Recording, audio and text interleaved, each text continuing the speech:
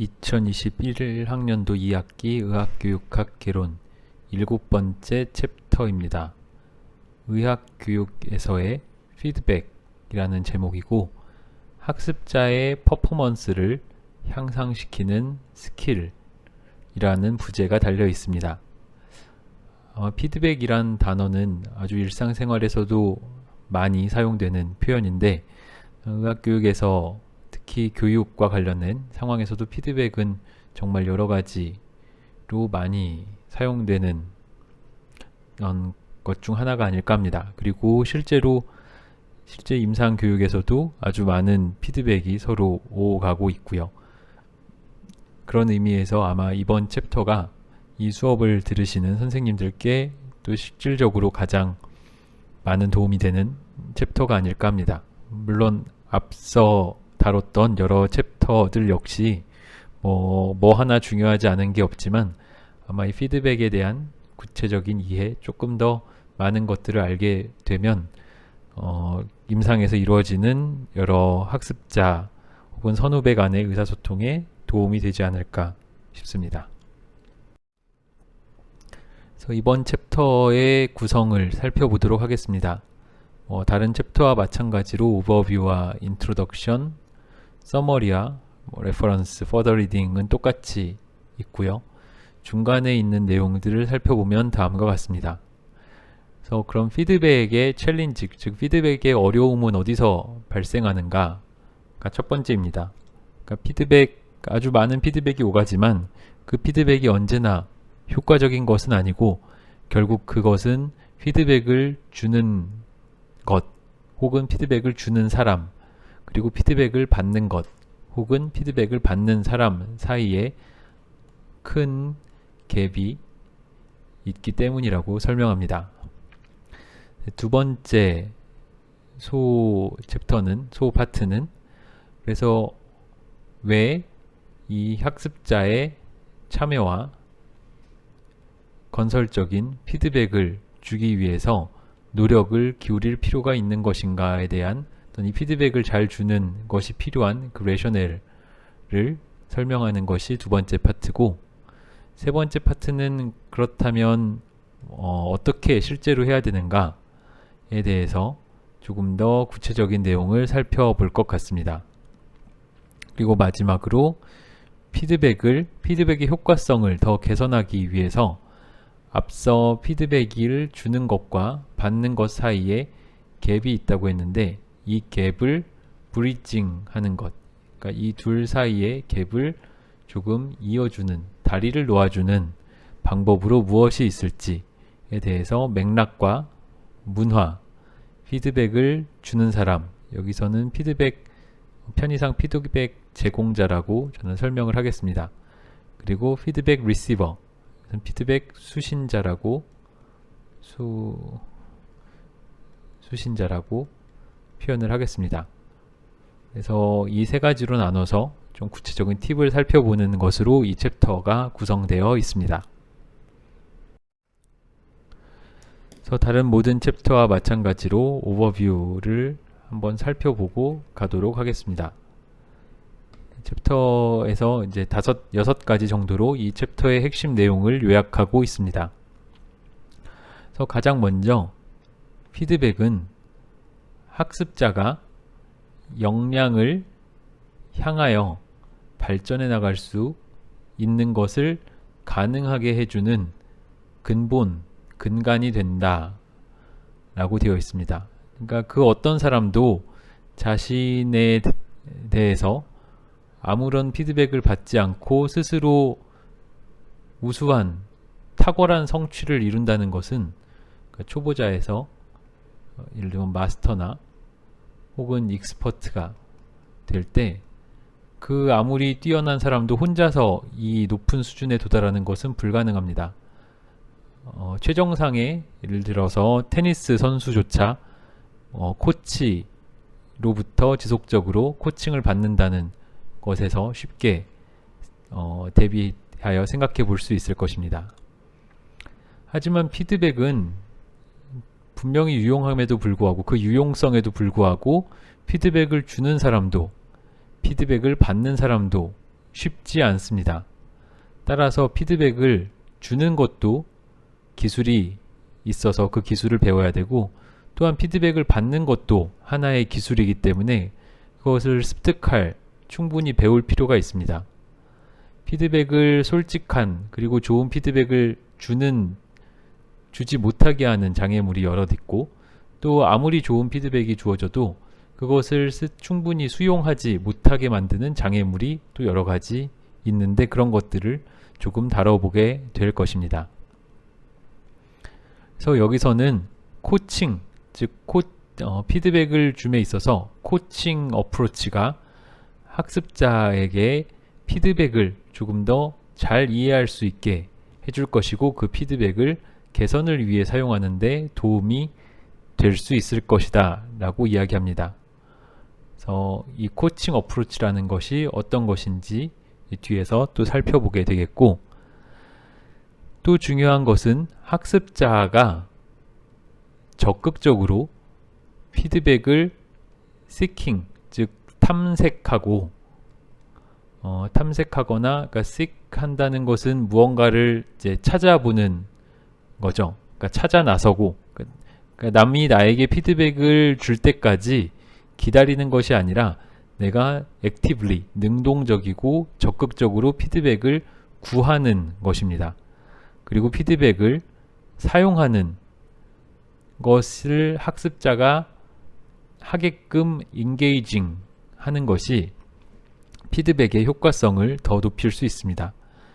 쉽게 말하면 아까 피드백을 받는 데에도 기술이 필요하다고 했는데, 어떤 사람도 내가 원하지 않는 피드백이 들어올 때 그것을 즐겁게 받아들이지는 못할 것입니다.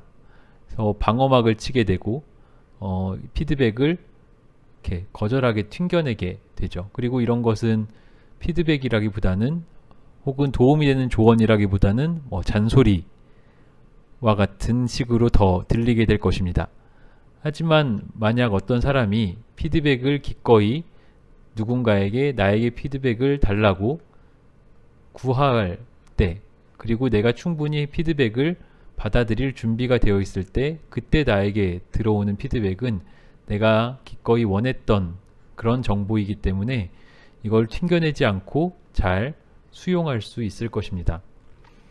그렇기에 학습자가 능동적으로 피드백을 탐색하고 추구하고 구하러 다니고, 그렇게 구한 피드백을 사용하는 것이 매우 중요하다고 강조할 수 있겠습니다. 한편 피드백을 conversation, 즉 대화로서 바라보는 것이 중요합니다. 그러니까 피드백을 주는 사람이, 피드백 프로바이더가 피드백 리시버, 피드백 수신자에게 단방향적으로, 일방적으로 전달하는 정보가 아니라, conversation이란 말은 서로 주고받는 대화라는 뜻이겠습니다. 그래서 피드백은 이렇게 피드백을 주는 사람, 제공자와 피드백 수신자 사이에 쌍방향의 대화로 바라볼 때 더 학습자의 참여와 관여가 높아질 것입니다. 마지막으로 피드백은 언제나 맥락과 문화 속에서 발생합니다. 다르게 말하면, 예를 들자면 의과대학과 병원에서의 문화가 있고, 혹은 운동선수들의 문화가 있고, 혹은 음악을 하는 사람들의 문화가 있을 것입니다. 이렇게 서로 다른 문화 속에서, 서로 다른 맥락 속에서 피드백은 발생하기 때문에 그 피드백이 어떻게 받아들여지고 어떤 방식으로 이루어지는지는 그 피드백이 이루어지는 문화와 맥락이 중요하며, 그 문화가 결국 피드백의 가치를 결정할 것입니다. 도입부입니다. 그래서 이 인트로덕션에서는 다음과 같은 설명을 하고 있습니다. 구체적이고 관련성이 있고 적시에 제공되는 피드백은, 그리고 그것이 건설적인 방식으로 제공됐을 때 학습과 퍼포먼스를 크게 향상시킬 수 있습니다. 일견 보기에 당연한 말인 것 같아서 반대말을 하나씩 생각해 보면, 구체적인 피드백의 반대말은 추상적인 피드백이 되겠고, 관련성이 높은 피드백의 반대말은 irrelevant, 즉 무관한 내용에 대한 피드백이 되겠고, timely의 반대말은 어떤 시기를 놓친 피드백이 되겠습니다. 이러면 안 될 것 같지만 사실 실제로 이런 일이 아주 많이 발생하고, 또한 그것이 건설적인 방식, 즉 이렇게 해야 개선할 수 있을 것이다 라는 건설적인 방식으로 제공되어야 하는데, 실제로는 너는 왜 이렇게 못하니? 라는 식으로 비방적이거나 상대방을 깔아뭉개거나 더 개선에 대한 아이디어는 주지 못하는 방식으로 이루어지는 경우가 많아서 그런 피드백은 학습이나 수행 능력 향상에 별다른 도움이 되지 않을 것임을 반대로 생각해 볼 수 있습니다. 그래서 이 챕터에서는 다음과 같은 목표를 가지고 있습니다.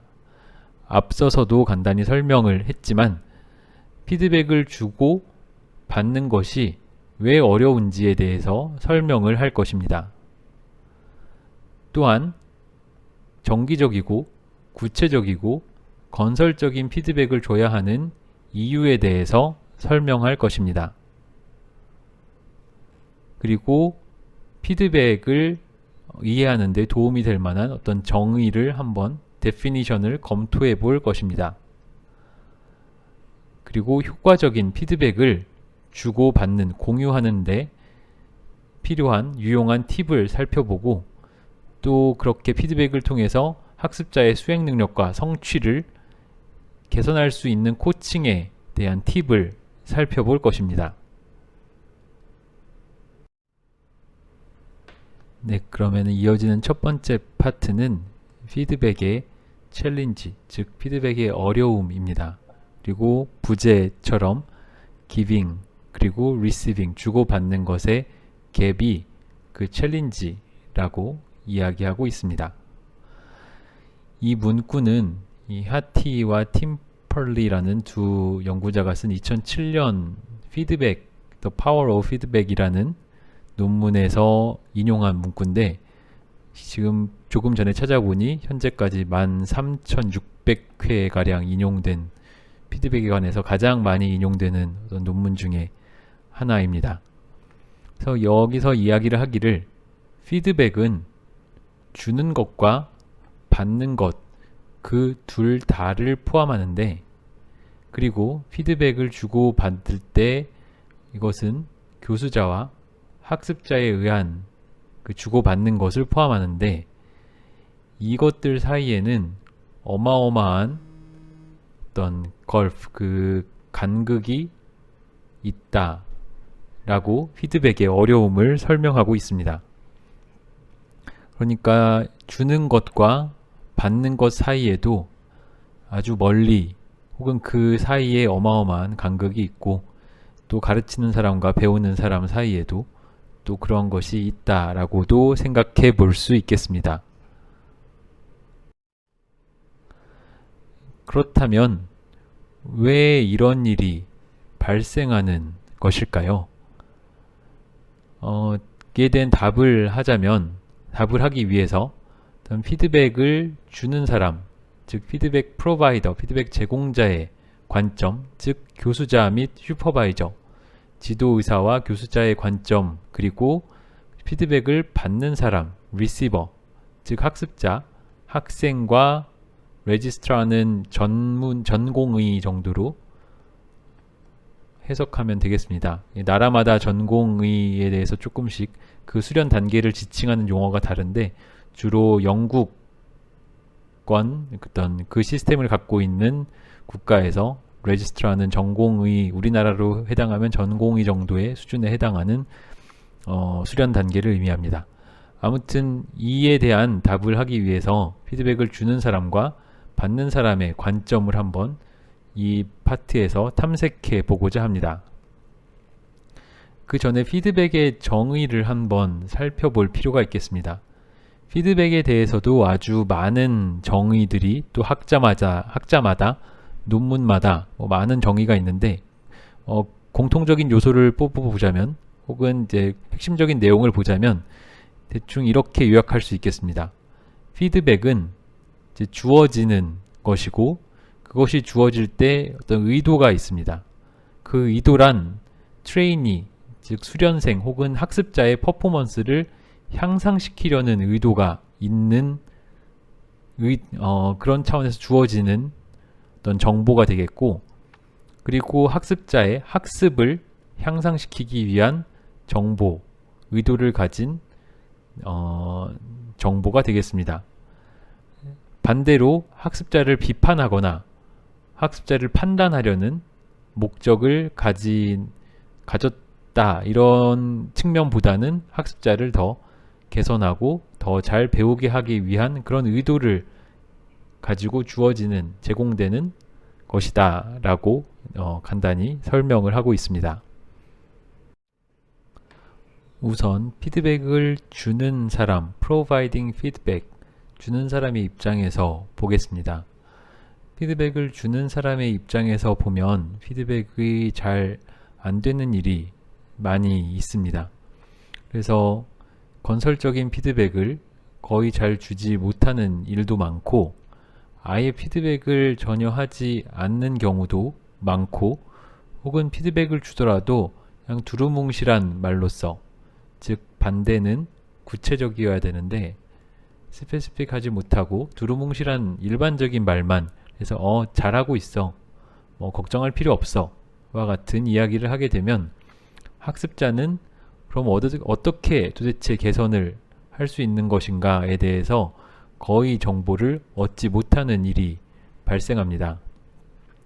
물론 모든 지도의사 혹은 교수자가 그런 것은 아니겠지만, 사실 이런 상황은 아주 흔히 발생하고 있고, 그러면 그 이유가 무엇인지 이제 이 책에서는 몇 가지로 이유를 나눠서 설명하고 있는데, 첫 번째로는 임상 지도 의사가, 클리니컬 슈퍼바이저가 피드백이 가질 수 있는, 특히 피드백이 학습과 수행 능력에 얼마나 긍정적인 효과를 가져올 수 있는지에 대해서 잘 인식하지 못하는 경우가 많습니다. 또한 긍정적인 효과를 단순히 가져오는 것을 넘어서 학습자가 개선하고 발전해 나가는데 피드백이 필수적이라는 사실을 인식하거나 깨닫지 못하는 경우도 있습니다. 그러다 보니 피드백을 주지 않거나 두루뭉실한 피드백만 주거나 아니면은 건설적인 피드백을 하지 못하는 것입니다. 또 다른 이유로는 피드백이라는 것이 불편한 감정이나 불편한 상황을 유발하는 부정적인 경험이라고 생각하기도 하기 때문입니다.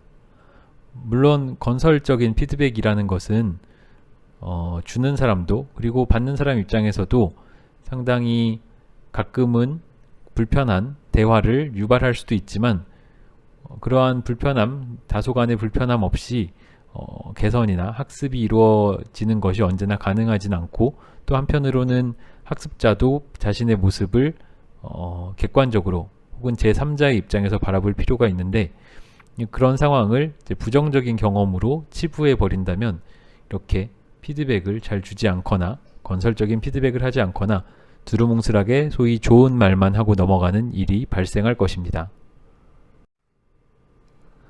피드백을 주는 것이 잘 되지 않는 또 다른 이유로는 이런 것도 있습니다. 피드백을 주는 사람 입장에서는 건설적인 피드백을 주는 것이 앞서 말한 그 discomfort, 즉 불편한 상황을 만들기 때문에 학습자와의 관계에 부정적인 영향을 줄 거다. 즉 내가 건설적인 피드백을 주려고 하면은 반드시 듣기 싫은 소리를 할 수밖에 없는데, 그러면은 이 사람하고, 즉 학습자하고 혹은 학생 혹은 이 전공의와 나와의 관계가 나빠질 수도 있지 않을까라는 걱정을 할 수 있고, 혹은 관계가 나빠지지 않아도 이게 학습자의 자존감에 상처를 주지 않을까, 자존감을 떨어뜨리는 결과를 가져오지 않을까, 그런 걱정을 하게 되면 피드백을 또 잘 주지 않게 되거나 또 그냥 적당히 좋은 말만 하고 넘어가게 됩니다. 또 어떤 사람들은 만약에 학습자가 부정적인 피드백을 받았을 때, 그래서 그럼으로써 어떤 도움이 필요할 때 그것을 충분히 효과적으로 거기에 대응해 줄 기술이나 리소스가 없기 때문에 피드백을 안 줄 수도 있습니다. 그러니까 피드백을 줬는데 피드백을 준 사람이 그러면 저 이러이러한 주신 피드백에 따라서 이러이러한 도움이 필요해요. 도움을 주세요 라고 요청을 했는데 내가 정작 피드백 이렇게 하면은 개선할 수 있다고 얘긴 했으나 실질적인 도움을 줄 수 있는 기술이나 리소스가 없으면, 말하자면 문제 제기만 해놓고 대안 혹은 실질적 도움을 줄 수 없기 때문에 그럴 바에는 아예 처음부터 부정적인 피드백이나 어떤 그런 이야기를 안 꺼내는 게 낫겠다 라는 생각이 들어서 피드백을 하지 않게 될 수도 있습니다. 현실적으로 임상 환경에서는 시간과 공간이 너무도 부족한 것도 한 가지 이유가 됩니다. 병동이든 외래든 너무 바빠서 학습자에게 피드백을 줄 시간이 없고 당장 내 앞에 떨어진 일만 처리하기에도 급급한 상황이죠. 그래서 이러한 이유들이 피드백을 주는 사람이 몰라서든 혹은 나한테 충분한 기술이 없어서든 아니면 현실적으로 물리적으로 불가능해서든 어떤 이유에서든지 간에 피드백을 잘 하지 못하게 만드는 여러 가지 이유가 됩니다. 반대로 피드백을 받는 입장에서도 아주 다수의 그리고 여러 가지 종류의 베리어 혹은 챌린지, 즉 장애물들이 존재합니다. 실제로 학습자들의 학습자들의 피드백에 대한 경험을 보고한 여러 논문이나 문헌을 따라 보면 학습자들은 피드백이 제공되었는데도 불구하고 피드백이 제공되었다는 사실을 전혀 인식하지 못하는 경우도 있습니다. 보통 피드백을 주는 사람이 나 지금 너에게 피드백을 주는 거야 라고 아주 친절하게 얘기하기보다는 지나가다 툭 던지는 식으로 이렇게 해봐 라든가 아주 간접적으로 돌려 말하는 경우도 있고, 그런 것들이 학습자에게는 피드백을 준 사람은 줬다고 생각하는데 말을 들은 사람은 받지 않았다고 생각하는, 그래서 그 갭을 주는 사람과 받는 사이에 큰 갭을 만드는 이유가 됩니다. 방금 전에 말씀드린 것처럼 피드백이 언제나 겉으로 잘 드러나는 것은 아닙니다. 직접적으로 불편한 대화를 하는 것이 꺼려지기 때문에 피드백을 주는 입장에서는 말하자면 이렇게 돌려 말하는, 직접적으로 말하지 않고 돌려 말하는 일이 생기고, 그렇게 돌려 말하는 것은 완곡하게 표현된 것을 정작 피드백을 받는 사람 입장에서는 이게 나한테 뭘 고치라는 얘기라구나, 내가 무언가를 다르게 해야 된다는 말이구나 라고 이해하지 못할 가능성이 발생합니다. 혹은 시기적으로 보았을 때 너무 늦은, 즉 timely 하지 않거나 너무 일반적이어서, 즉 specific 하지 않아서 도움이 되지 않는 경우도 흔히 발생하고, 이런 것들이 학습자들의 피드백 경험으로 보고되고 있습니다. 하지만 피드백이 설령 적시에 제공되었고 구체적이고 학습자가 혹은 전공의가 나에게 주어진 말을 이게 피드백이구나 라고 인식했다고 하더라도 문제가 바로 해결되지는 않습니다. 왜냐하면 피드백을 수용하는 것 자체가 쉬운 일이 아니기 때문입니다. 피드백은 그것을 무시하거나, 그러니까 말하자면 한 귀로 듣고 한 귀로 흘리거나, 혹은 받은 피드백을 수용하지 않을 수도 있습니다. 그러니까 거절하는 거죠. 저 말은 정확한 평가가 아니야, 나는 저렇지 않아 라고 생각한다면 아마 다른 사람이 나에게 준 혹은 나의 모습을 표현한 것을 전혀 받아들이거나 인정하지 않을 것입니다. 그 이유는 모든 사람 혹은 개개인은 피드백을 받는 것에서 얻을 수 있는 이득을 피드백을 받는 것에서 따르는 손실과 비교해서 그 균형을 찾으려고 하기 때문입니다. 그래서 피드백을 잘 수용하는 것에 이득이라고 한다면 그 피드백을 수용함으로써 그 정보를 내가 받아들임으로써 나중에 더 잘 수행할 수 있는 뭔가를 더 잘 하는데 도움이 된다라는 게 피드백의 이득이겠지만 피드백의 손실 혹은 피드백의 비용이라고 한다면 페이스, 즉 체면을 잃는다고 그런 공포 혹은 두려움을 느낄 수도 있고 특히 동료로부터 혹은 나를 지도하는 지도의사로부터 체면을 잃는다라고 생각할 수도 있어서 이것은 피드백의 비용, 즉 코스트가 되겠습니다. 또한 개개인들은 사람들은 흔히 자기 자신의 모습, self perception, 자신에 대한 나 자신의 인식을 끊임없이 확인하고자 합니다. 그러다 보니 내가 생각하는 나의 모습하고 무언가 어긋나는 정보가 왔을 때 그것을 받아들이는 것이 쉬운 일이 아닐 것입니다.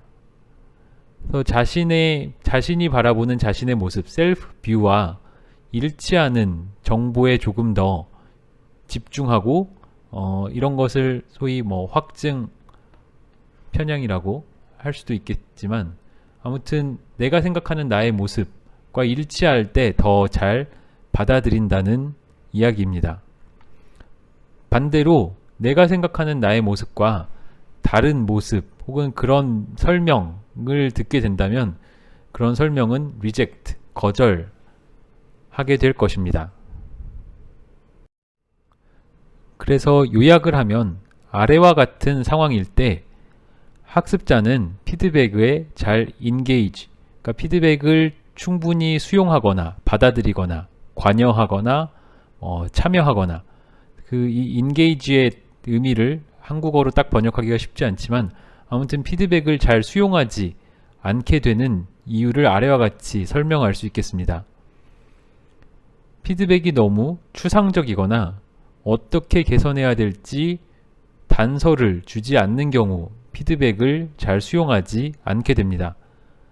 반대로 말하면 피드백이 구체적이고 어떻게 개선할지에 대한 명확한 단서를 제공한다면 피드백은 더 잘 수용될 것입니다. 피드백이 나의 목적, 내가 가진 스스로의 목표나 내가 생각하는 혹은 나에 대한 발전, 프로그레스와 관련이 없을 때 사람들은 피드백을 잘 수용하지 않게 됩니다. 다르게 말하면 나에게 주어지는 피드백이 나의 목적이나 나의 목표, 나의 향상과 밀접하게 관련이 될 때 더 잘 피드백을 수용할 것입니다. 피드백을 신뢰할 수 없다고 생각할 때 잘 받아들이지 않을 것입니다. 반대로 이야기하면 그 피드백은 참 믿을만하다. 대표적으로 어떤 사람이 나를 직접 본 적도 없는데 어디서 듣고 온 말로 나에게 피드백이랍시고 뭔가 조언을 할 때 그것은 신뢰할 수 없다고 생각할 것이고 반대로 어떤 사람이 나를 직접 관찰하고 예컨대 어떤 전공의가 어떤 환자에게 하는 행동, 프로시저, 언행, 대화 이런 것을 직접 관찰하고 제공한 피드백은 더 신뢰할 수 있다고 느껴질 것입니다. 마지막으로 학습 환경이 이 전 챕터에서 중요하다는 이야기를 많이 했는데 학습 환경이나 문화가 피드백의 가치를 중시하지 않는, 특히 명시적으로 그 피드백을 중시하지 않는 분위기라면 피드백의 가치를 인정하기 어려울 것입니다. 그러니까 내가 속한 조직이나 공동체, 집단에서 그렇게 건설적인 피드백, 그것이 비록 다소 불편함을 유발할지라도 건설적인 피드백이 중요하고 가치 있고 서로 주고받아야 한다는 것임을 충분히 인정하고 그런 분위기가 형성됐을 때 그런 문화 속에서 피드백이 더 가치 있게 여겨질 수 있다는 이야기입니다. 그래서 이런 내용을 아래와 같은 상자로 요약하고 있는데요. 건설적인 피드백을 제공하고 학습자를 피드백에 참여시키는 것이 어려운 일이지만 그러한 스킬은 분명히 개발되고 향상될 수 있습니다. 또한 피드백을 코칭으로 바라보면 코칭으로 바라본다는 말은 학습자가 자기 자신이 점점 더 높은 수준으로 올라갈 수 있도록, 그래서 그 사람이 도달할 수 있는 최고의 수준에 도달할 수 있도록, 바로 어떤 운동선수의 코치라는 게 그런 역할을 하는 것이겠죠. 아마 그런 운동선수의 코치를 생각하면 이 코칭이란 말이 조금 이 뒤에 따르는 의미가 더 명확해질 텐데요. 어떤 사람으로부터 그 사람의 최선을 이끌어내는 수 있는 그런 수단으로 피드백을 보았을 때 그 피드백이 더 중요한 역할을 하고 있다는, 피드백의 그 중요한 역할이 무엇인지를 더 잘 보여줄 것이다 라고 이렇게 요약하고 있습니다. 이 아파트까지에서 피드백을 주거나 받는 것, 즉 receiving and giving에 있어서 어떤 것이 어려운 장애 요인이 되는지를 살펴보았다면, 이 파트에서는 그렇다면 왜 학습자를 더 참여시키고 또 건설적인 피드백을 주고자 하는 노력을 더 기울일 필요가 있는지, 그 이유에 대해서 몇 개 슬라이드에 걸쳐 살펴보도록 하겠습니다.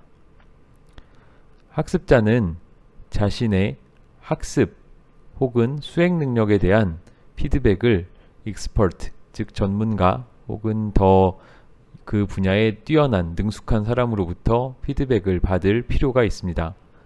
그렇게 피드백을 받음으로써 무엇을 더 지금 잘하고 있고 앞으로 더 잘하기 위해서는 어느 부분에 어느 지점의 개선이 필요한지를 깨달을 수 있기 때문입니다.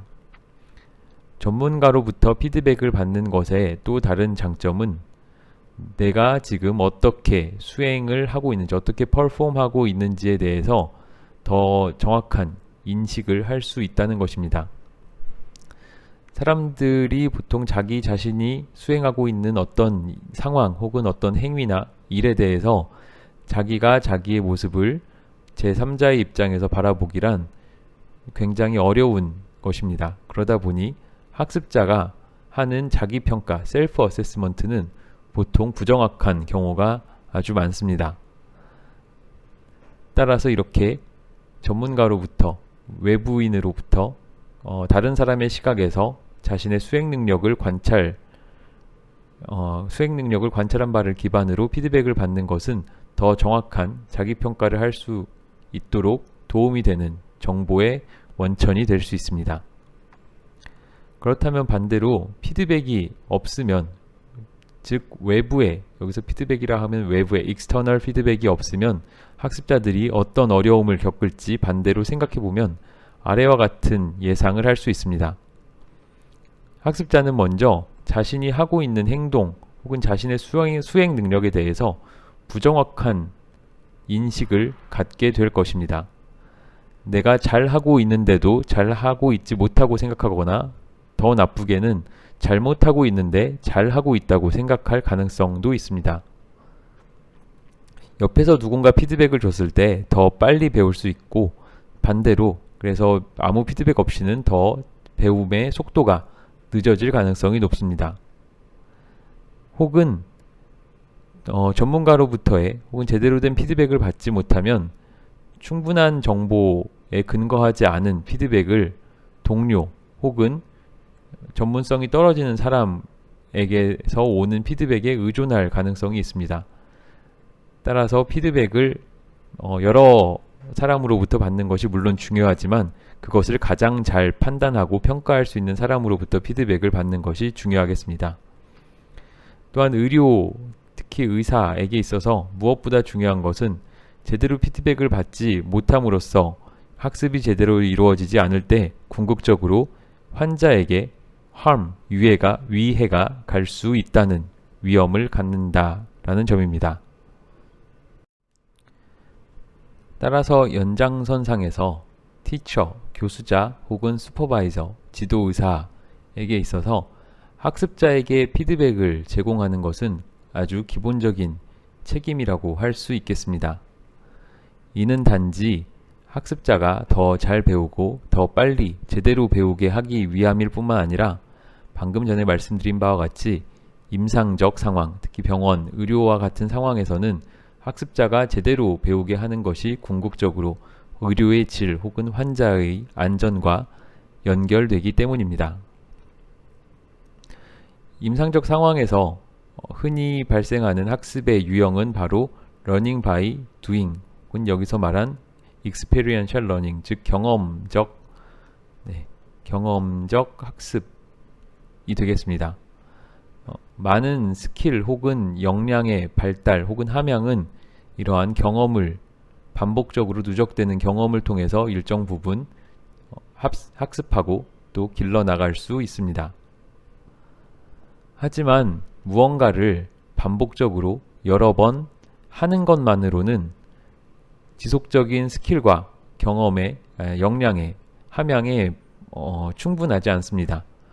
물론 초반에 일정 정도까지는 단순히 경험이 누적되는 것만으로도 빠른 속도의 향상이 가능하겠지만 어느 시점이 지나서는 단순히 경험이 누적되는 것만으로 역량이 더 향상되지는 않고 혹은 스킬이 더 향상되지는 않고 결국 더 곁에서 피드백을 제대로 주어야 이 역량이 경험의 누적에 따라 더 지속적으로 향상될 수 있습니다.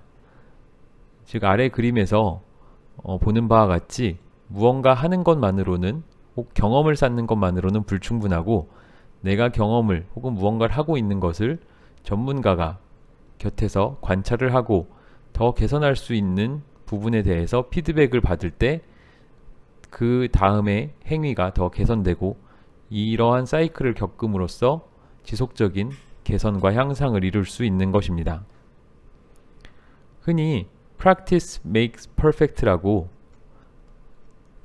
연습 우리말로 하면은 연습만이 살 길이다가 될지 모르겠는데 혹은 연습을 통해서 완벽함에 다다를 수 있다.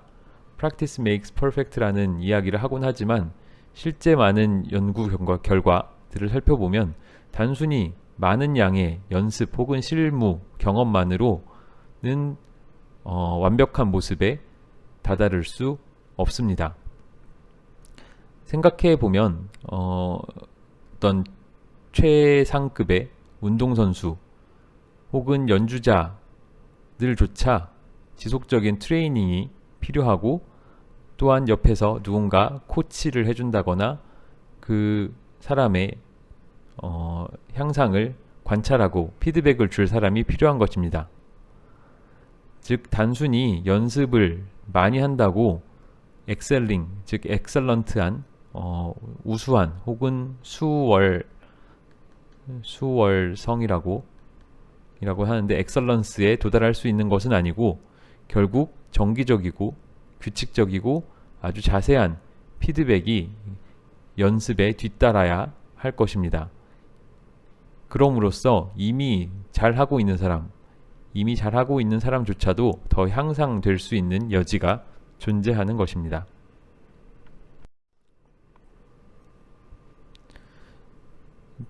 또 건설적 피드백이 그리고 학습자의 참여가 중요한 이유는 점점 더 Competency Based Medical Education, CBM이라는 약자로 흔히 줄여 쓰는 역량 바탕 혹은 역량 중심 의학교육으로의 추세 때문입니다. 역량 바탕 의학교육에서는 이런 피드백이 따라오는 연습 이러한 개념을 강조하고 있고 이렇게 함으로써 학습자의 역량을 더 증진시키고 구체적이고 어떤 점차적으로 향상되는 퍼포먼스 아웃컴, 수행 능력에 관련된 성과를 적시에 도달하게 하는 것이 목표가 되기 때문입니다. 그러니까 역량 바탕 의학 교육을 잠시 이제 현재 다른 것과 비교를 해서 말씀드리자면 역량 바탕 의학 교육은 특정한 역량에 도달해야만 그 다음 단계로 넘어가는, 그래서 특정 시기에 특정 역량에 도달하는 것을 중시하는 이런 유형의 교육 패러다임을 이야기합니다. 반대로 현재 이제 대부분의 전공의 수련 시스템은 시간에 기반을 두고 있어서 1년이 지나면 그 수준 1년이 지난 시점에서의 역량이 어떻든지 간에 어쨌거나 2년 차가 되고 2년 차에 1년을 보내고 나면 어쨌거나 그 시기의 역량이 어쨌든 간에 아주 뛰어나든 혹은 아주 많이 부족하든지 간에 다시 3년 차로 넘어가게 됩니다.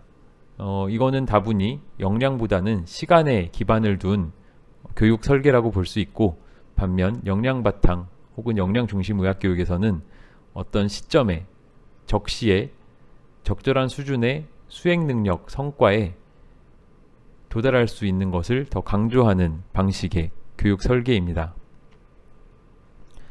이 상황에서 지도의사, 즉 슈퍼바이저의 역할은 학습자 혹은 트레이니, 수련의 혹은 전공의의 역량을 지속적인 관찰과 피드백을 통해서 향상시키는 것입니다.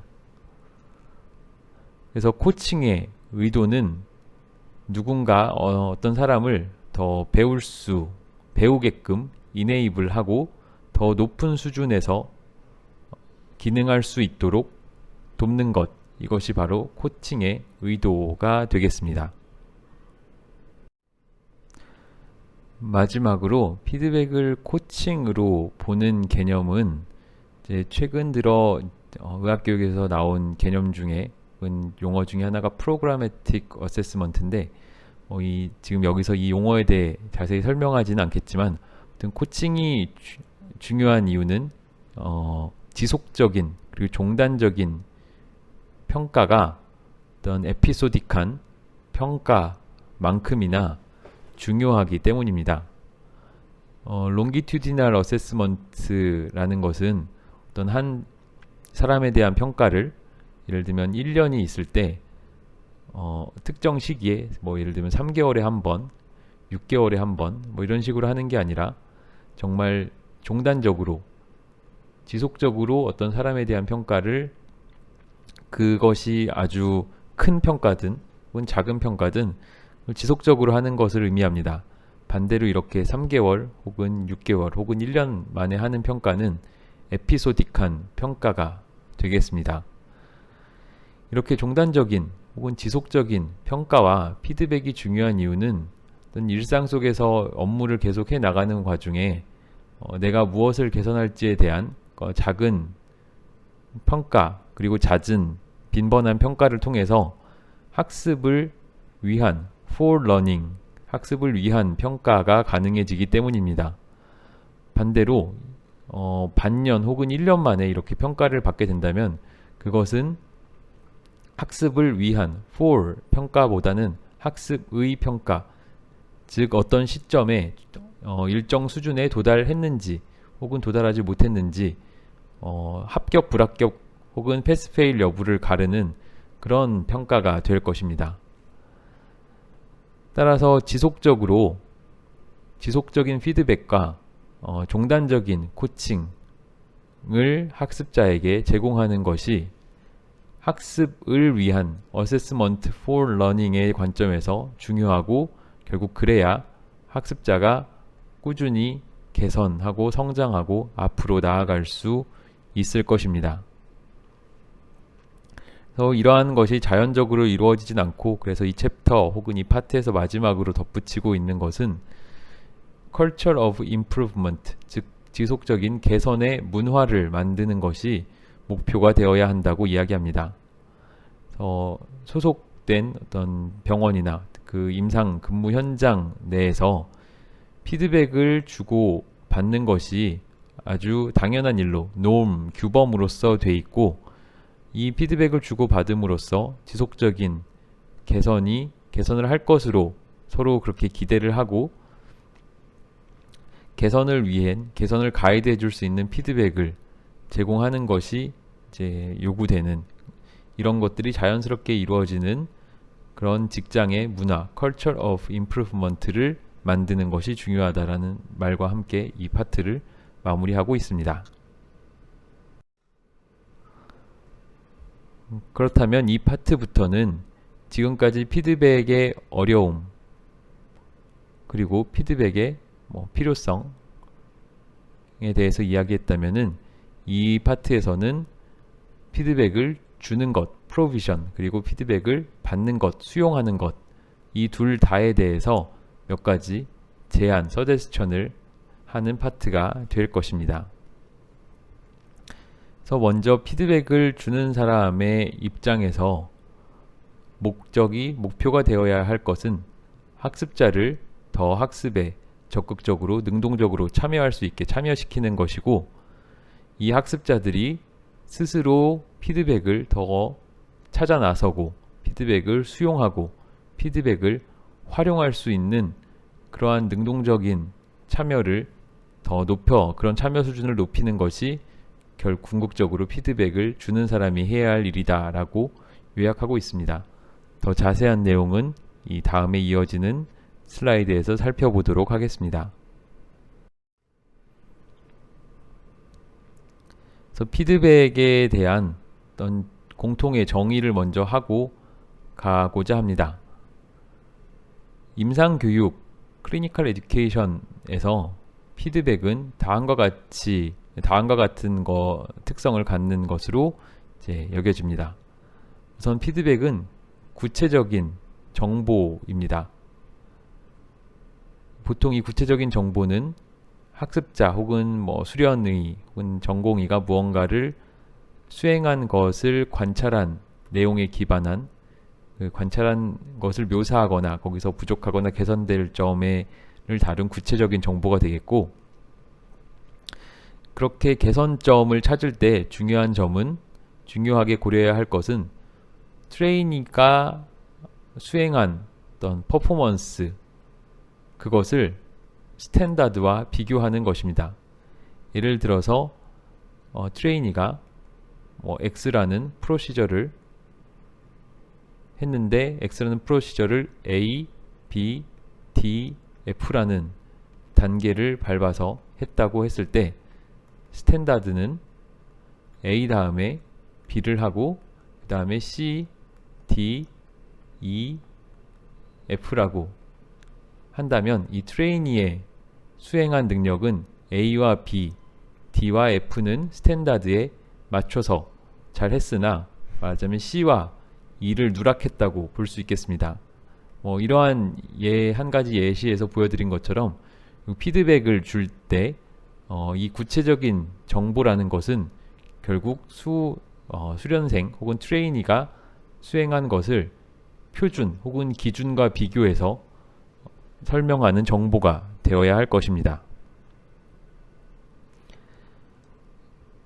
또한 이 피드백의 목적이 트레이니의 퍼포먼스를 향상시키는 데 있어야겠습니다. 다르게 말하면 트레이니의 퍼포먼스를 향상시키는 것이 아니라 트레이니를 질책하기 위함이라든가 혹은 면박을 주기 위함이라든가 그런 목적으로 제공되는 구체적인 정보가 아니라 피드백은 어떤 트레이니의 퍼포먼스 향상이라는 그런 건설적인 목표를 두고 있어야 할 것입니다. 앞에 말씀드린 내용을 조금 보완하자면 이 specific information에 반대되는 말은 결국 general한, 즉 구체적이지 못하고 잘했어, 이 정도면 괜찮네 와 같은 그러면은 설령 혹은 잘 못했다 와 같이 구체적인 정보가 전혀 없이, 그렇게 되면 피드백을 받는 입장에서는 자기가 잘했어도 뭘 잘했는지 혹은 못했어도 뭐가 부족한지 알 수 없기 때문에 제너럴한 말보다는 구체적인 정보가 담긴 피드백이 더 필요하다고 할 수 있겠습니다. 그래서 이 앞에서도 이미 한번 얘기한 바가 있지만 단순히 연습을 많이 하는 것만으로는 퍼펙트한 모습으로 갈 수 없고, 결국 더 중요한 것은 피드백을 받아가면서 하는 것이 가장 중요하다 라는 것을 이 챕터에서 아주 반복적으로 강조하고 있습니다. 그래서 방금 전 슬라이드에서 드렸던 말씀들을 다시 한번 살펴보면 이렇습니다. 구체적인 정보를 주는 것이 피드백입니다. 그래서 일반적인 두루뭉실한 얘기를 하는 것이 아니라 구체적인 정보를 줘야만 제대로 된 피드백이라고 할 수 있고, 이 예문에 있는 것처럼 수련생이 한 어떤 프로시저를 설명할 때 이렇게 자세하게 이 수련생의 행동을 묘사해 가면서 설명을 해야 되는 거고, 잘했어요, you did well과 같은 짧은 혹은 두루뭉실한 표현보다 더 바람직하다고 할 수 있습니다.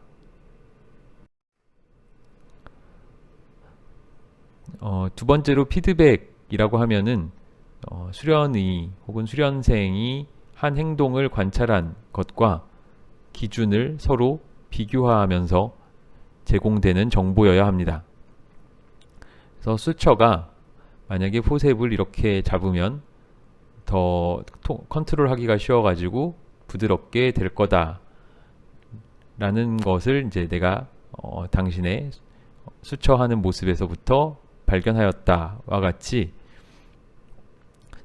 앞에서 이야기한 구체적인 정보, 그리고 어떤 기준이 될 수 있는 행동까지 같이 담아서 알려줘야 그 기준이 되는 행동 방식 혹은 기준이 되는 모습을 가지고 학습자가 앞으로 어떻게 고쳐나가야 할지를 알 수 있을 것입니다. 이러기 위해서는 충분한 여유와 시간을 가지고 그 학습자의 수행 능력을 관찰해야 합니다. 그리고 직접 관찰한 내용을 학습자와 공유하고, 그리고 지금 이 관찰한 내용을 주고 있는 피드백이 어떤 스탠다드에 따른 것인지 그 피드백을 주는 사람의 레셔널을 같이 공유할 필요도 있겠습니다. 이렇게 피드백을 줬을 때 학습자가 자신이 부족한 부분뿐만 아니라 어떻게 개선해야 하는지 그 스탠다드, 요구되는 스탠다드까지도 이해할 수 있을 것입니다. 세 번째는 피드백이란 트레이니의 퍼포먼스를 개선하기 위한 그러한 의도를 가지고 있어야 합니다. 그래서 비판을 하거나 잘했다 못했다, 좋은 사람이다 나쁜 사람이다 이런 판단을 위한 것이 아니라 개선, 임프루빙 하는 데 목적을 두고 있어야 하고, 그렇게 피드백을 주는 사람이 당신의 발전과 개선을 도우려는 의도로 주는 피드백이다 라는 의향을 드러내야만 피드백을 받는 사람의 입장에서 불안감을 덜 수 있고, 그렇게 받은 피드백을 더 수용하고 자신의 미래 수행 능력의 퍼포먼스의 개선에 활용할 수 있을 것입니다. 그래서 이 앞 파트에서 피드백의 어떤 정의 혹은 피드백이 갖춰야 할 특징을 살펴보았다면, 그러한 방식으로, 즉 그 특징을 다시 한번 정리하면 1번 구체적이어야 되고, 2번 스탠다드와 비교한 정보를 제공해야 하고, 3번 개선을 위한 의도가 있어야 한다가 될 텐데, 이렇게 피드백이 갖춰야 할 특징들을 생각했을 때 그 피드백의 효과성을 더 높이기 위한 몇 가지 팁을 이 파트에서는 설명하고 있습니다. 그래서 무엇보다 가장 이 챕터의 초반에 피드백을 주는 것 그리고 받는 것 사이에 아주 큰 갭이 있다고 이야기한 바가 있는데, 이렇게 피드백을 주는 것, 받는 것, 그리고 궁극적으로는 그 피드백을 활용하는 것까지 이 세 가지의 갭을 브리징 할 수 있는 그러한 팁들을 이 파트에서 다루게 될 것 같습니다. 그래서 이 다음에 이어지는 그림이 있는데, 그 그림에는 피드백을 제공하고, 그러니까 개선을 위한 피드백을 제공하고, 이것이 구체적인 맥락 속에서 이루어질 때 이 피드백 제공이라는 것이 어떻게 세분화될 수 있는지 단계로 나누어서 설명하고 있습니다. 물론 이 단계가 꼭 1, 2, 3에 순차적으로만 한 방향으로 가는 것은 아니고 1과 2와 3을 반복하고 왔다 갔다 하면서 이루어지는 활동이겠지만, 아무튼 피드백 개선을 위한 피드백 제공이란 것을 크게 세 덩어리로 혹은 세 단계로 나누면 아래와 같다고 할 수 있겠습니다. 첫 번째는 학습자가 수행하는 모습을 직접 관찰하는 것입니다. 그렇게 관찰한 바를 가지고 구체적인 정보를 수집하는 것이 이 관찰의 목적이 되겠습니다. 수집한 정보는 이후에 학습자와 토론을, 피드백 디스커션을 하는 용도로 혹은 이 시점에서 활용될 수 있습니다. 이때 당신이 관찰자로서 관찰한 것이 무엇인지와 더불어서 학습자는 스스로 어떻게 인식하고 있는지를 함께 토론해 볼 수 있습니다. 세 번째는 학습자가, 그래서 이 피드백 디스커션을 통해서 학습자에게 전달한 정보를 실제로 개선을 위해 활용하도록 돕는 단계입니다. 그래서 이 7.1 그림에 이 세 가지 단계가 나와 있습니다. 첫 번째는 퍼포먼스를 관찰하는 것이고, 두 번째는 피드백 컨버세이션, 즉 피드백 대화라고 한 피드백 디스커션, 앞에서 표현한 피드백 디스커션과 같은 의미의 단어이며, 세 번째는 그래서 궁극적으로 이렇게 피드백 대화를 통해서 오고 간 정보를 학습과 개선을 위해서 활용하는 단계입니다. 그리고 이 주변에 있는 타원이 나타내듯 이 모든 활동은 궁극적으로 이러한 활동이 혹은 배움이나 학습, 그리고 근무, 직무가 이루어지는 맥락과 문화 속에서 이루어집니다. 그러니까 병원에 따라서 혹은 과에 따라서 혹은 연차나 그 의료진, 팀, 혹은 시점에 따라서 그 맥락이나 문화는 모두 달라질 수 있습니다. 따라서 이 세 가지 단계를 나눠서 생각하는 것이 물론 중요하지만, 이 모든 것들이 결국 맥락과 문화 속에서 이루어지는 일임을 잊지 말아야겠습니다. 각각의 단계를 한번 살펴보면 다음과 같습니다. 퍼포먼스를 관찰하는 단계는 당연히 그 관찰이란 단계, 활동이 필요하고, 그 다음에는 이 관찰하는 시점에는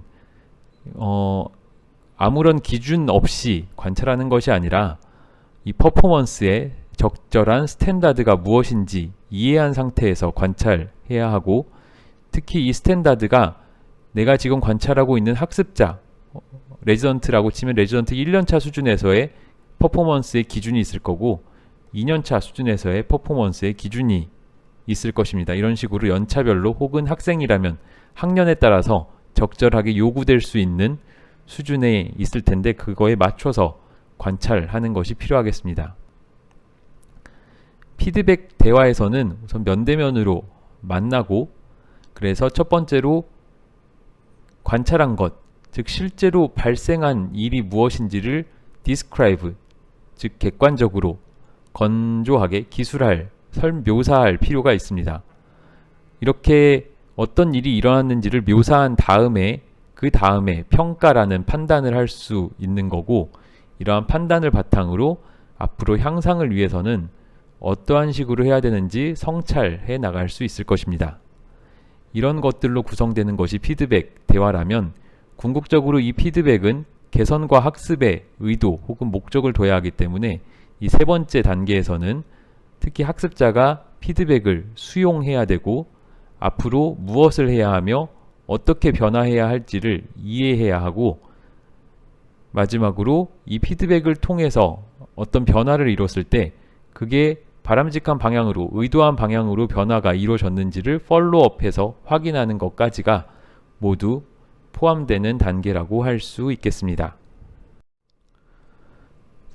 방금 전에 피드백을 주고 받는 것을 몇 가지 단계로, 세 가지 단계로 나누었고, 그 모든 것이 문화와 맥락 속에서 이루어진다고 피겨 7.1에서 말씀을 드린 바가 있습니다. 그와 같이 피겨 7.2에서는 피드백 프레임워크이라는 그림을 통해서 세 가지 중요한 컴포넌트를 다음과 같이 나눠서 설명하고 있습니다. 첫 번째는 피드백을 주는 사람이 있고, 그 다음에 피드백이 제공되고 주고받아지는 문화와 맥락이 있습니다. 그리고 마지막으로 학습자, 즉 피드백을 수신 받는 사람과 학습자, 사실상 이제 동일한 사람이 될 텐데, 이렇게 세 가지 요소가 피드백을 구성하는 크리티컬 컴포넌트이면서 이어지는 슬라이드에서는 각각의 요소를 중심으로 몇 가지 피드백을 위한 팁과 함께 설명을 하고 있습니다. 하나씩 살펴보도록 하겠습니다. 첫 번째는 피드백이 제공되는 맥락과 문화입니다. 이미 앞에서도 말씀드린 바 있는 바처럼 피드백이란 것이 어디서 갑자기 혹은 진공 속에서 아무 맥락이나 문화와 동떨어진 상태로 독자적으로 존재하는 것이 아니기 때문에 중요한 것은 개선의 문화, Culture of Improvement를 만드는 것이 피드백을 주고받는 데 중요하다고 할 수 있습니다. 이러한 문화 속에서는 피드백을 주고받는, 이러한 공유하는 것이 당연한 것, 정상적인 것, 혹은 어떤 하나의 규범으로 되어 있고, 지속적인 개선을 모두에게 기대하고 있으며, 피드백은 이 개선을 가이드할 수 있는 중요한 어떤 수단으로서 모두에게 요구되는 것이겠습니다. 그래서 이러한 문화가 피드백을 주는 것을 일상적인 학습과 근무 속에서의 루틴으로 자리 잡게 하고, 또 학습자에게 굿 프랙티스가 무엇인지를 모델링 할 수 있게 해줍니다. 개선의 문화를 만드는 것과 관련된 팁을 이 챕터에서 아래의 6개로 나누어 설명하고 있습니다. 첫 번째는 프랙티셔너, 의사로서, 그리고 슈퍼바이저로서 배우는 학습자뿐만 아니라 이렇게 실제로 의료행위를 하거나 그것을 관리 감독하는 사람은 개선과 학습을 위해서 피드백을 받을 필요가 있다라는 것을 인식하는 것입니다. 그러니까 단순히 피드백은 아직 훈련 단계에 있는 트레이니, 혹은 인턴, 혹은 레지던트, 혹은 학생, 메디컬 스튜던트만 피드백을 받는 게 아니라 그것을 지도하는 사람도 피드백을 받을 필요가 있다 라는 것을 인식하는 것이 피드백 개선의 문화를 앞장서서 모범 보인다 라는 관점에서 중요한 팁이 되겠습니다. 이 일을 위해서는 당연히 슈퍼바이저나 이제 이미 수련을 마친 의사들도 학습자와 동료들로부터 피드백을 달라고 요청을 하고, 그들에게 요청을 하고 그렇게 받은 피드백에 진정으로 집중하고 관심을 가져야겠습니다. 이렇게 선배 의사들이 피드백을 받는 모습, 그리고 Culture of Improvement를 솔선수범할 때 이 프로세스를 모델링, 즉 학습자에게 모델링 한다고 할 수 있을 것입니다. 개선의 문화를 만들기 위해서는 학습자에게 혹은 수련의에게 그들의 프로그레스, 점진적인 개선과 발전에 관심이 있음을 보여야 합니다. 점진적으로 개선되는 모습을 보이는 게 중요하다. 혹은 잘 발전해 나가고 있는지, 점차 향상되어 가고 있는지 지도하는 입장으로서 진정 어린 관심이 있다는 것을 보여줘야 하고, 이는 곧 학습자들의 학습 요구, learning needs에 가르치는 사람도 충분히 참여하고 관여한다, engage in한다라는 의미를 갖습니다. 학습자들에게 피드백을 요청할 것을, 그러니까 학습자들도 피드백을 요청하도록 그런 것을 기대한다. 가르치는 입장에서 너희가 가르치는 사람에게 피드백을 달라고 먼저 더 나서서 이야기를 해주면, 요청을 하면 좋겠다라는 것이 명시적인 기대가 되도록 표현을 해야 되고, 또 그렇게 할 수 있게 더 자주 학습자를 장려해야 할 것입니다. 피드백을 주고 그리고 피드백을 요청하는 것이 일상적인 학습 활동이 되도록 만들어야 합니다. 예를 들자면 매일매일 아주 작은 시간이라도 시간을 고정해 혹은 스케줄을 확보해서 그 시간만큼은 서로에게 피드백을 주고 받고 요청하는 시간이 되게끔 하는 방법도 있을 것이고, 조금 더 형식적인 형식을 갖춘다면 데일리 피드백 폼을 활용하는 것도 한 가지 방법이라고 이 챕터에서는 권하고 있습니다.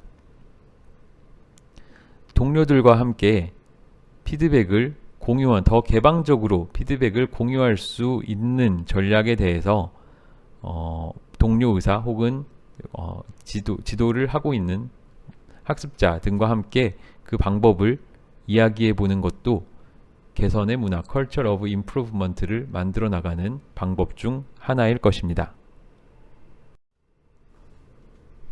두 번째는 피드백 프로바이더입니다.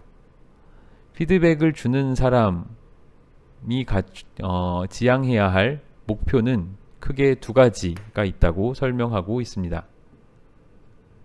첫 번째는 피드백을, 특히 효과적이고 건설적인 피드백을 주는 기술, 스킬을 익히고 그 스킬을 편안하게 구사할 수 있도록 연습하는, 숙련되게 연습하는 것입니다. 두 번째는 학습자들이 피드백 대화에 참여할 수 있도록 하는 것이고, 이렇게 피드백 대화에 학습자가 참여함으로써 결국 이 사람들이 더 피드백을 수용하고 피드백을 적극적으로 활용할 수 있게 될 것입니다. 피드백 제공자를 위한 팁으로는 다음과 같은 것을 이야기하고 있습니다. 피드백을 긍정적인 활동으로 바라보아야 합니다.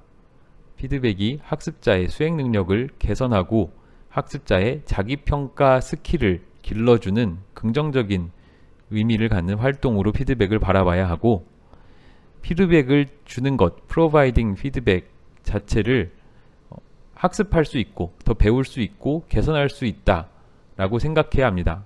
다르게 얘기해서 피드백 주는 것도 타고나는 능력이지 라고 생각하기보다는, 물론 일정 부분 타고나는 측면이 없지 않을 수도 있겠지만 피드백을 주는 것도 하나의 기술의 일종이고, 따라서 배울 수 있고 지금 잘 안 되더라도 개선할 수 있다 라고 생각할 필요가 있습니다. 트레이니를 정기적으로 관찰하고 피드백하는 시간을 계획해야 합니다. 이렇게 언제 피드백, 의사 혹은 병원에서의 근무라는 게 각각의 의사가 독립적으로 활동하는 구조인 경우가 많고, 물론 수술방에서야 여러 의료진이 동시에 한 환자를 대상으로 하지만 그렇지 않은 경우에는 한 사람이 다른 어떤 환자에게 하고 있는 것을 다른 사람이 관찰하는 경우는 흔치 않습니다.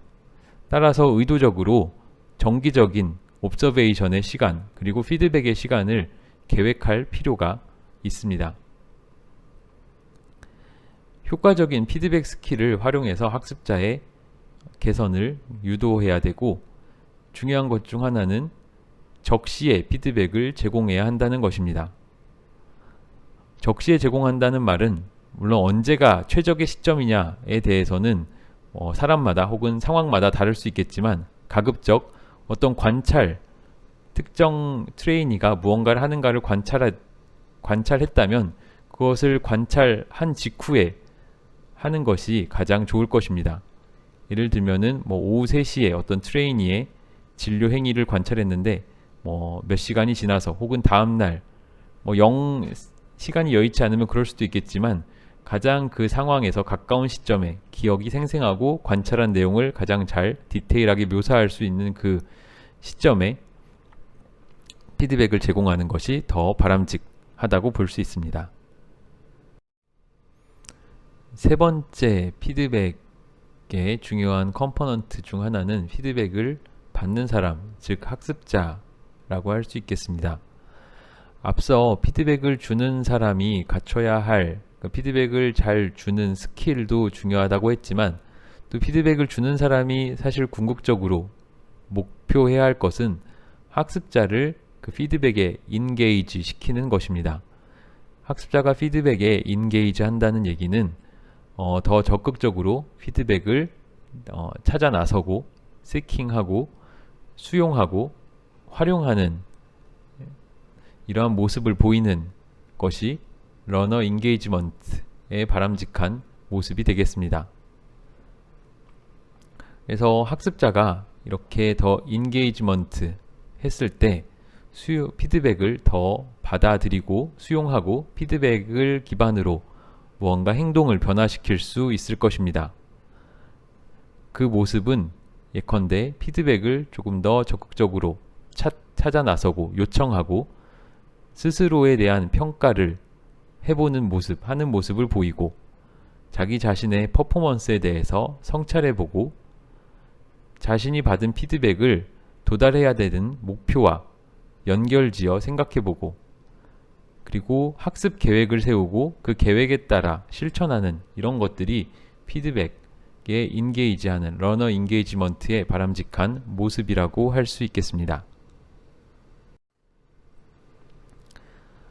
하지만 학습자 입장에서는 피드백을 원하는데도 혹은 원함에도 불구하고 어떤 텐션, 긴장이 존재할 수 있습니다. 그 긴장이라 함은 내가 잘하고 있는지 혹은 내가 어떻게 하고 있는지에 대해서 듣고 싶은 마음이 한편에 있지만 또 동시에 내가 누군가로부터 평가를 당한다거나 혹은 좋지 못한 평가를 받는 것에 대한 두려움이 동시에 있을 수 있고 이러한 텐션을 잘 관리해 주는 것이 피드백을 주는 사람에게 필요한 기술 중에 하나일 것입니다. 그래서 모든 학습자는 심지어 아주 수행 능력이 뛰어난 그런 학습자조차도 자신의 구체적인 강점과 개선이 필요한 약점을 알므로써 그로부터 베네핏, 이득을 볼 수 있다 라는 사실이 중요합니다. 박스 7.3에는 그래서 학습자를 인게이지 시키는 몇 가지 팁에 대해서 설명을 하고 있습니다. 첫 번째는 피드백 인카운터라고 하면은 피드백을 프로바이드, 제공하는 사람과 피드백을 받는 사람 사이의 어떤 만남, 인카운터를 얘기할 텐데 이 피드백을 주고받는 사람 사이의 만남이 어떤 대화로서 그러니까 일방적인 피드백을 주는 사람이 일방적으로 무언가 정보를 피드백을 일방적으로 주는 것이 아니라 어떤 대화라는 관점으로 컨버세이션이라는 관점으로 바라보아야 합니다. 그래서 궁극적인 목표는 누차 반복해서 얘기하지만 학습자의 개선이 그 목적이 되어야 합니다. 피드백을 제공하기 전에 학습자에게 자기 자신의 퍼포먼스, 수행 능력을 먼저 스스로 평가해보게 하는 것이 도움이 됩니다. 그래서 학습자가 스스로를 평가할 때도 구체적으로 평가하게 하는 것이 좋습니다. 일반 두루뭉실한 표현, 예를 들면은 제가 생각할 때는 뭐 괜찮게 한 것 같아요. 뭐 이런 두루뭉실한 일반적인 표현보다는 스스로를 평가할 때도 구체적으로 평가해 보게끔 하고 이렇게 자기 평가를 하는 것이 학습자가 스스로 내가 한 것과 앞으로 개선해야 할 것의 갭을 스스로 인식하고 파악하는 데 도움이 될 수 있습니다. 유사하게 학습자에게 어떻게 개선해야 되는지를 일방적으로 피드백 프로바이더가 이야기해 주기 전에 학습자가 스스로 어떻게 개선할 수 있을지에 대해서 성찰해 보게끔 하는 것이 더 바람직합니다. 개방형 질문을 통해서 그렇다면 앞으로 어떻게 개선해 나가는 것이 좋겠느냐라고 물어볼 수 있겠습니다.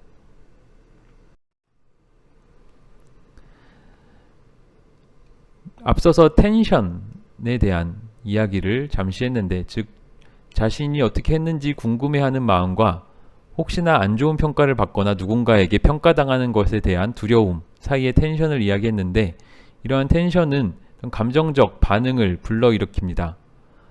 불안과 같은 여러 가지 감정적 반응이 있을 수 있는데, 그것이 정상적인 일이다, 당연한 일이다 라고 인정해 줄 필요가 있습니다. 그래서 부정적인 피드백이 상당히 실망스러울 수도 있고 심지어 충격으로 다가올 수도 있다라는 사실을 인정해 줄 필요가 있습니다. 피드백의 목적이 잘못을 찾아내는 것이 아니라 개선을 위한 것임을 강조할 필요가 있습니다. 학습자의 감정적인 반응을 같이 토론하는 것이 학습자들로 하여금 그 감정적 반응을 잘 수용하고 더 개선을 위해 나아갈 수 있도록 하는 한 가지 전략이 될 수도 있습니다. 학습자에게 앞으로 그 피드백에 대해서 어떻게 할 계획을 가지고 있는지를 학습자를 그 계획을 세우게끔, 그 계획대로 하게끔 가이드해 줄 필요가 있고, 구체적인 단계를 설정할 수 있도록, 즉 이 지점에서 이 지점까지 나아가기 위해서는 어떤 단계를 밟아 나가는 것이 좋을지에 대해서 피드백을 주는 사람이 가이드를 해주면 더욱 좋겠습니다. 이 지점에서 이 지점까지 나아가자라는 목표와 단계를 수립했다면 적절한 시점에 팔로우업을 해서 피드백을 기반으로 한 개선이 이루어졌는지를 확인할 필요가 있습니다. 그리고 앞서 말씀드린 것처럼 모든 학습자는 자신의 강점과 개선점을 알므로써 누구든지 거기서 아무리 뛰어난 사람이라도 분명히 베네핏, 더 이득을 볼 여지가 있다 라고 생각할 필요가 있겠습니다. 네, 여기까지 피드백에 대해 다룬 이번 챕터의 내용을 다음과 같이 요약할 수 있겠습니다. 건설적인 피드백을 주는 것, 그리고 학습자로 하여금 그 피드백에 참여하게 하는 것은 쉽지 않은 일입니다. 하지만 쉽지 않다고 해서 하지 않을 수는 없고, 이렇게 피드백을 주는 기술 혹은 받는 기술은 개선되고 배울 수 있는 기술입니다. 이렇게 피드백을 제대로 활용한다면 그 이득은 매우 클 것이고, 학습자가 배우고 수행 능력을 향상시키는데, 퍼포먼스를 향상시키는데 도움이 될 것이고, 또 그렇게 학습자가 향상되는 모습을 보면서 슈퍼바이저나 교수자로서의 만족감도 훨씬 높아질 것입니다. 추가적으로 읽을 거리는 다음과 같으니 관심이 있으신 분들께서는 찾아보시면 좋겠습니다. 네, 이 목록도 참고로 여기 있으며, 네, 이렇게 7번째 의학교육학 개론 피드백 챕터를 마무리하도록 하겠습니다. 경청해 주셔서 감사합니다.